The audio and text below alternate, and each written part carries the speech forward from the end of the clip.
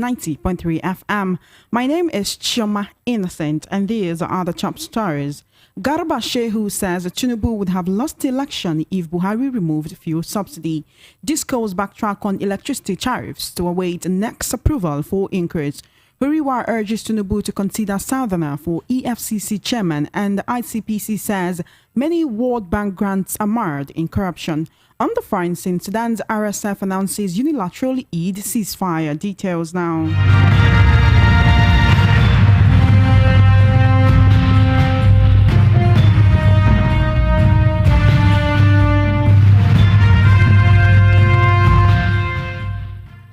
Thank you for staying with us. The World News at 12 begins with the spokesman of the immediate past President Muhammadu Buhari saying President Bola Tinubu would have lost the 2023 presidential election if his predecessor had removed fuel subsidy.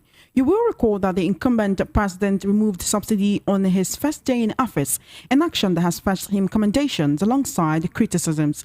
Addressing some Nigerians based in France during his recent trips to Paris for a summit, President Tinubu had said the lack of courage allowed the subsidy regime to linger.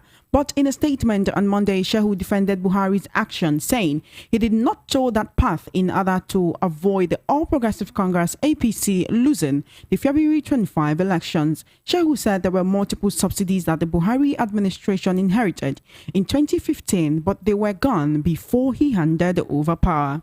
Now joining me on the World News at 12 to discuss this and the other issues in the news, we have Mr. Cyril Abako, a political analyst and social affairs commentator. Welcome to the World News at 12, Mr. Cyril. My pleasure.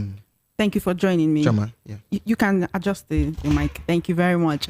Right. So this issue has, it's been out there since yesterday. Garba Shehu, he came out and took to his Twitter handle to tweet. It was a whole lot, but the summary of all of it is that President Bola Tinubu would have lost the election had it been, his predecessor, former President Muhammadu Buhari, had removed fuel subsidy, let's say earlier on in the year before the February 25 presidential elections. He was also asking, a rhetorical question, if we can say, that why did it take the new Tinubu-Shetima presidency weeks to remove the petrol subsidy when Buhari did not do so for years? Even the electricity subsidy. He also said fraudulent fertilizer subsidy, diesel subsidy, aviation fuel subsidy, kerosene, cooking gas, and other subsidy policies to put them firmly on ground. Just that's the way Garba Shehu put it. I would like to know how you weigh in on this situation. According to the Petroleum Industry Act of 2021, that has been the subsidy ought to have actually started, or rather ended, in June this year. And you will recall that in his inaugural address, the president had actually removed subsidy right there on May 29. It was just a sentence that sent the whole country into panic. I'd like to know how you weigh in on this. Is it really a belief of yours that if President Buhari had removed fuel subsidy, it would have affected the APC's chances of winning the elections?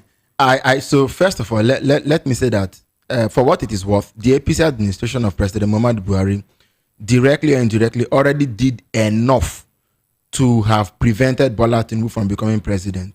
It wasn't just the subsidy issue. The subsidy issue was highly vexed, was inauspicious. There was the issue of the cash crunch, which to all intents and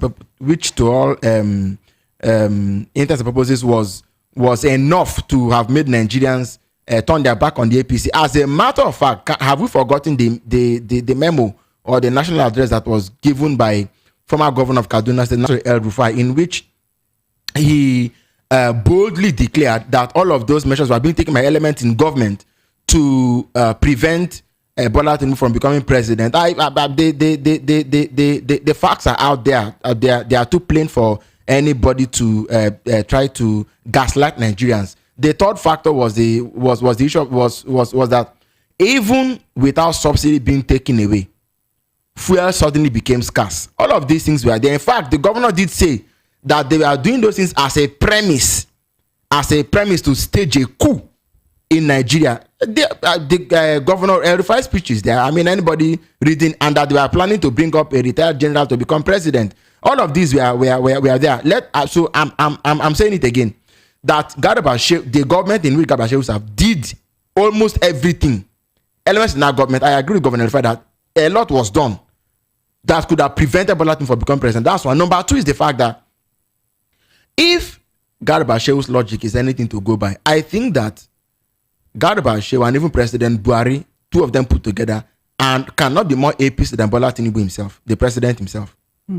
So to that extent, should it not follow that President Tinubu should also not be mindful of the next person who will become president after him, either after 4 or 8 years? Subsidy now, it would affect that person's chance of becoming president also.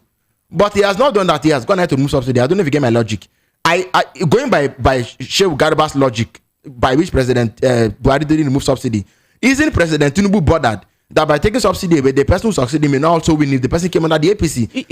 These are just... If you look at it, Mr. Abaku, President Tinubu is just coming into power. If President Buhari removed it, by the time he was leaving, just as he said that there were so many other things that had been done by the Buhari had 8 years in office. As a matter of fact, on the eve of his ascendancy to the president in 2015, he famously asked, he said, "What is subsidy?"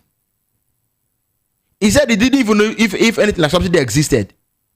Then he came into office. I thought they tried it in 2016. Right? He should have done it at the early time he came into power, because in 2016 they tried it. I don't know what happened. They just came and said that the price of fuel, back then they call it price variation.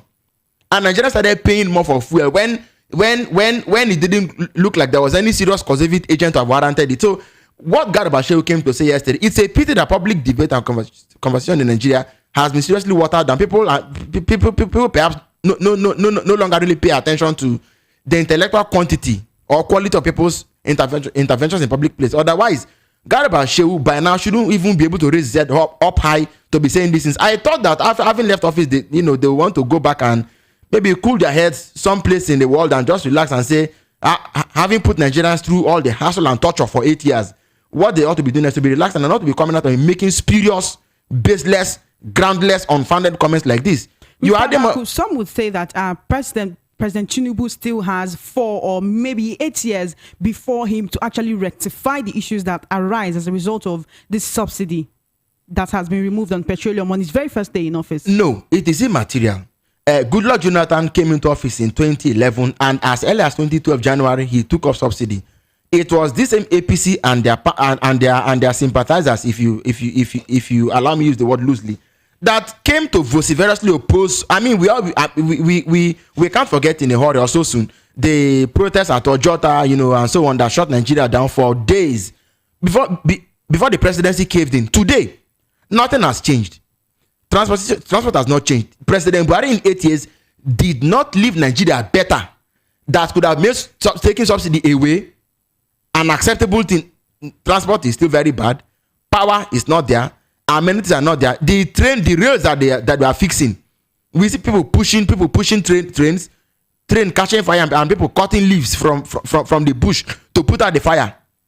Okay, so if even the $800 million loan that they took from the World Bank as a cushion against subsidy for palliatives, we now had the other day by the presidential spokesman, I think it was Dele Alake, who said that they needed to go back and look at the loans again because the loan didn't capture intervention for the poorest of the poor. It didn't. So what did the government achieve that he thinks is making subsidy removal any easier for Tinubu? It's not making it any easier for him. It is not. It is not. Frankly speaking, the logic does not stand, the sense does not stand, the intellect does not stand. It begs the question all over again. President for 8 years, President Muhammadu Buhari for 8 years. Thank God that his name will go down in history that he was president of Nigeria for 8 years. But in terms of what he did as a significant contribution, and let me remind Garba Shehu, Chairman, to be very frank with you, his principal couldn't wait to be out of office. He did say that on more than one occasion. He could do, in fact, on inauguration day. As soon as the president was sworn in, he packed his bag. There were heads of state. There was a diplomatic corps. People from foreign countries came to witness the occasion. The sitting president, as soon as the new president was sworn in, packed his bag and held his wife and said, "Yeah, let's head for a helicopter." He couldn't wait even for the ceremony to be over. So if this is an attempt to try to wash his image in public now, the president said if Nigerians didn't defend him, Niger would defend him. Our president said Niger was going to defend him. So please, don't let us go into this thing. they've served, they've done the best that they could do. We thank them for their service, and off they've gone. This president is beginning the job all over from scratch. So let's pray for the president and hope that the subsidy thing will go well. Labour is negotiating with federal government. Hopefully minimum wage is raised, but beyond raising minimum wage, because that will also come with attendant inflation.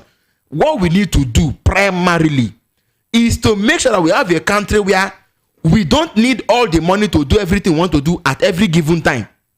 Okay? When we need less money for more things, then the economy would have stabilized, and the landing, would have landed. You don't need you want to get water in your house. You need money to sink a borehole. You want light in your house. You need money to buy a generator. You cannot run such a country. Amenities should be available. Transport should be available, so that even when you're earning a little, it is able to do so much for you. That's why people that jackpot from Nigeria, the people that run away from Nigeria, is it that they become millionaires overseas overnight? They've not become millionaires, but they live in societies where a dollar, a cent has value. Where if you earn $10 a day, it has value. Unlike Nigeria, where you need to have heaven and earth to get even the list of things that should make life count for you, life meaningful for you. So this is the point. Garba is attempting to what's the word that normally is now? Is attempting to mix up the issues, attempting to model up the issues. I think Nigerians are wiser now that they left a mess that another government has come to now try to rectify. Less so that the rectification goes on well. But going by his logic, then Tinubu shouldn't touch subsidy, so that we will have another APC government for maybe 50 years before we wake up to know the right thing to do. It didn't quite make the sense for me. All right, thank you, Mr. Abaku. Because of your time, I see you have to go quickly. I want to quickly delve into the issue of electricity tariff, the hike in electricity tariff. Yesterday, the discourse clarified that they had not got the approval of the Nigerian Electricity Regulatory Commission to hike tariffs. Also, the Abuja Electricity Distribution Company backtracked on its earlier announcement of a tariff increase.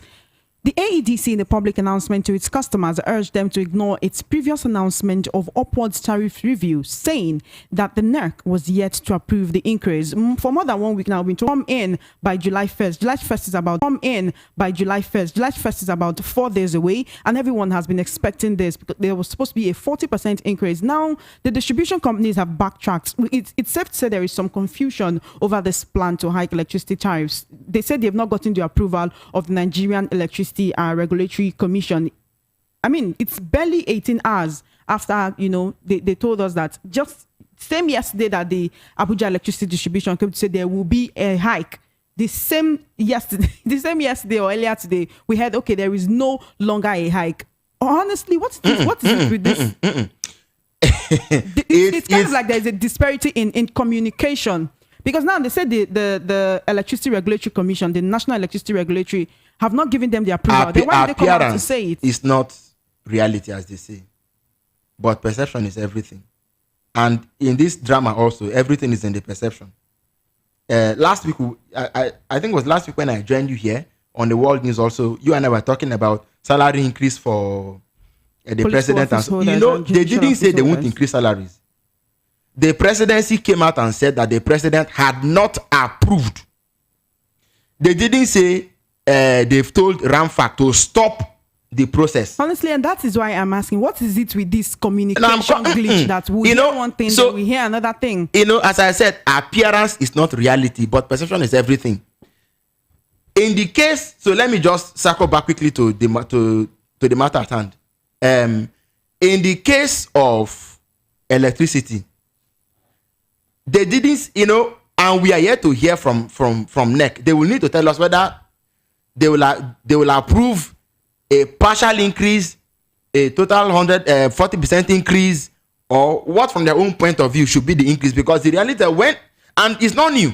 This communication thing you think it's not a blunder. It's not new. In public relations, I think they call it flying a kite. They fly the kite to get public opinion. From there, they now know how they want to come, clap back and plow back and whatever it is that they want to do. But more often than not, when an announcement is made, is to gauge how people the take it. Response. Yes. So, and I think that that's why I'm not sure anybody has come out to say, please quickly expedite the increase in the tariff. As a matter of fact, I can't wait. Come to my house. Even if the whole of Nigeria is saying don't increase, begin with my own flat, increase my bill, increase my. I've not heard anybody say that. So what they're doing is that they've gauged my view, they've gauged public opinion, and perhaps, but believe me, you've not had the last of it. Just give it another, maybe by the end of the week, by this time next, you would have had, they will say they are reconsidering and they are negotiating. Of course, I've said that the labor unions, the National Union of Electricity Employees, should kindly come to the rescue of Nigerians and tell the discourse that this increase will be inauspicious, untimely, unwelcome, unnecessary.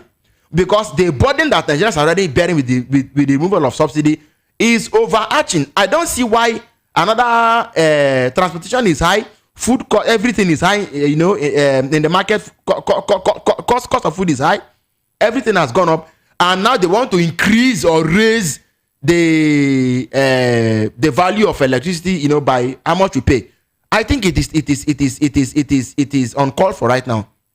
What we must do is that, well, part of it could be, since federal government has given powers to states to begin to generate and do what it is they can do with power, why are governors not quick, not jumping at it? They can generate. Why are they not going into agreements to see how they can generate and begin to distribute also?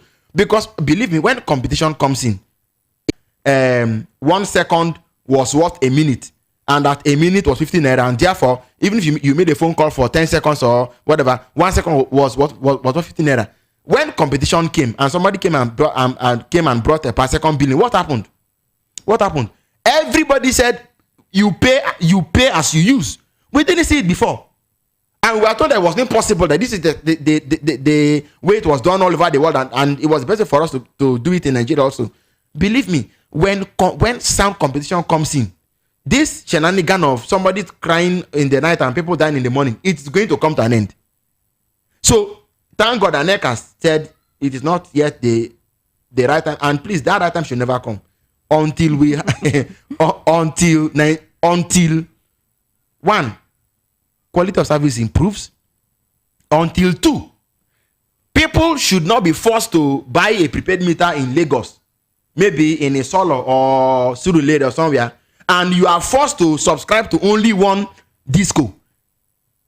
Your prepaid meter is like your phone. You should be able to put any SIM card in it. Okay, so I should be able to buy a meter here in Mafoluku, and go say I want to buy power from Port Harcourt, and once I send my meter number, they should be able to electronically credit me. Look, the whole value chain is still very crude and primitive. They are not even talking about improving things. They are just talking about raising how much you are paying. Wouldn't it be more feasible, though, to subscribe to the disco nearest that is in your location of residence? My dear sister, apart from Nigeria, all the other countries where they are doing the same systems, right? Like I said, your prepaid meter is hardware. It's like the computer shell. It's like the casing. The software, what's it called? The SIM card or whatever it is, is what matters. So if you put Benin, Disco, whatever there, you should be able to take it. If you put Port Harcourt, you should be able to take it. So if the people in Surulere know that you can buy from another place, if you have a complaint, they will run to your house the following day.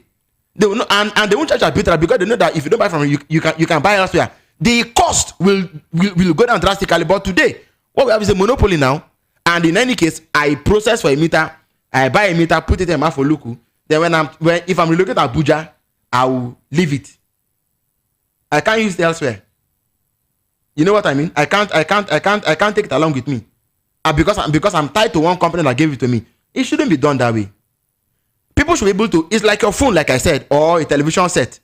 If you want to put DSTV, GoTV, StarTimes, it's entirely up to you. That is what this discourse ought to be.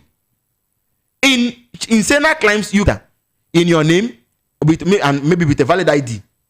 So we need to talk about having a broader conversation around power and how power is bought and used, and not to just wake up. The only thing they always say is that they're raising the tariff, and I believe that there are times they raise the tariff without even telling Nigerians that they are going to raise tariff.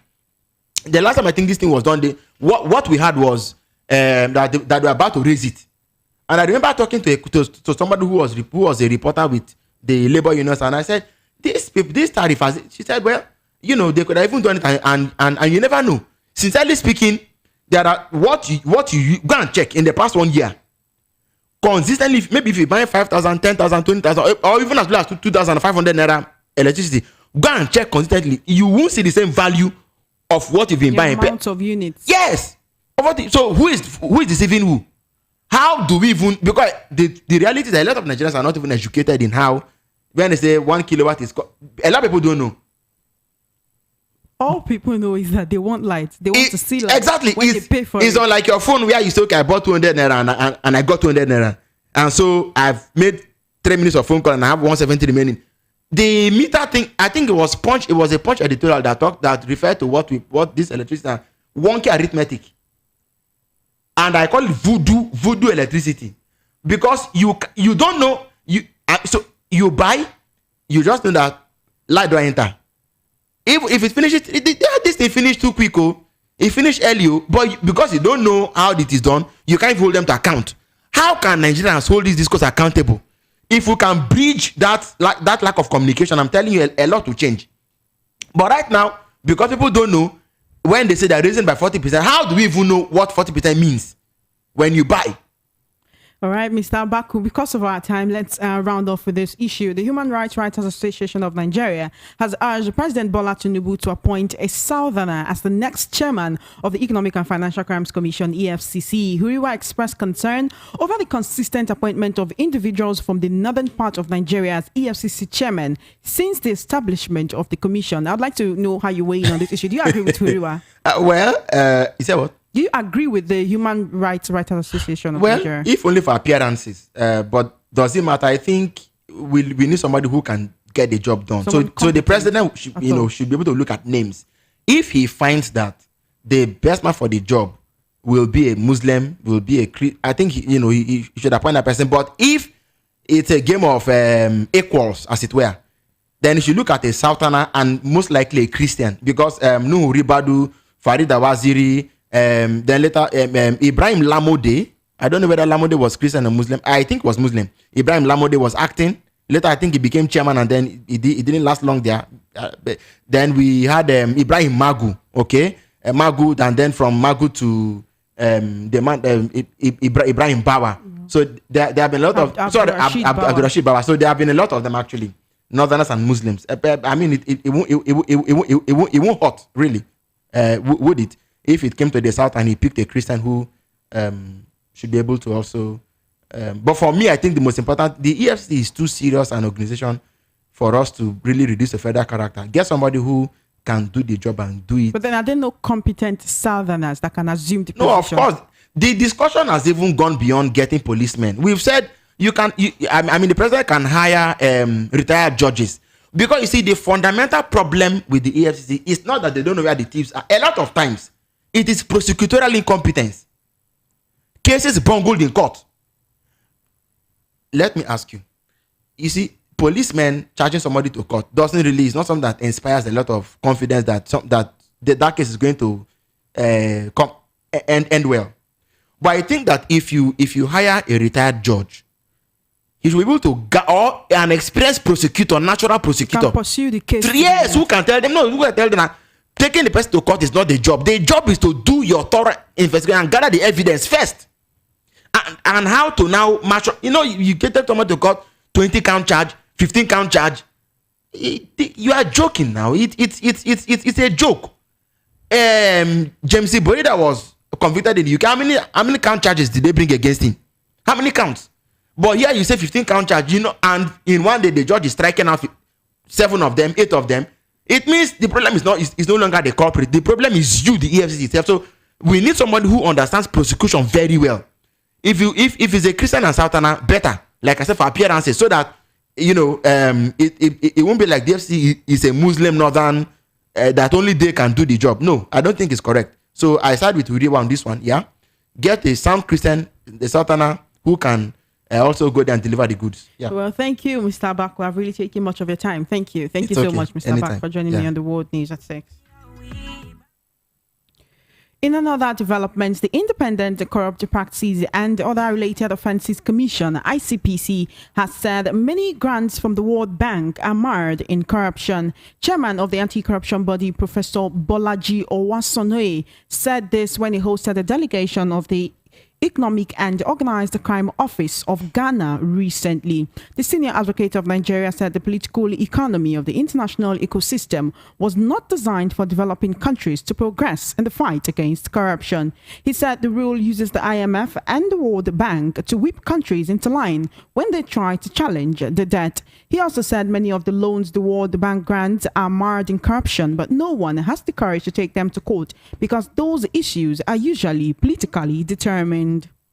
Now, on the foreign scene, a unilateral ceasefire declared by the head of Sudan's paramilitary Rapid Support Forces (RSF) is due to come into effect today for the Muslim holiday of Eid al-Adha, which starts on Wednesday. The pause in the conflict with the Sudanese army was announced in an audio recording broadcast by Hemeti. He also said it would be enforced on Tuesday and Wednesday. General Hemeti also condemned abuses carried out against civilians, including those perpetrated by his own forces. The RSF has been accused of being behind violations in the Darfur region. Now, provisional results published by the Electoral Commission for Sierra Leone, SCL, showed on Monday that President Julius Bio has taken an early lead in the presidential election in Sierra Leone. The ECSL said it had so far tallied about 60% of the total votes cast in Saturday's election. The first set of results by the Electoral Commission shows that Mr. Bio has 56% of the votes tallied so far, while his closest rival, Samura Kamara of the All People's Congress, APC, has 42%. According to the electoral law, in order to win in the first round, a candidate needs more than 55% of total votes cast. Now, to wrap up the world news, let's take a look at the top stories again. You heard that Garba Shehu has said Tinubu would have lost the election if former President Buhari had removed fuel subsidy. You also heard that discourse have backtracked on electricity tariffs and are waiting next approval for the increase. You heard that Huriwa has urged President Tinubu to consider Southerner for EFCC chairman. And finally, the ICPC says many World Bank grants are marred in corruption. On the foreign scene, Sudan's RSF announces unilateral Eid ceasefire. And that is a wrap on the World News at 12. My name is Ijeoma Egwuatu. Please follow our social media handles at VOP 903 FM for coverage.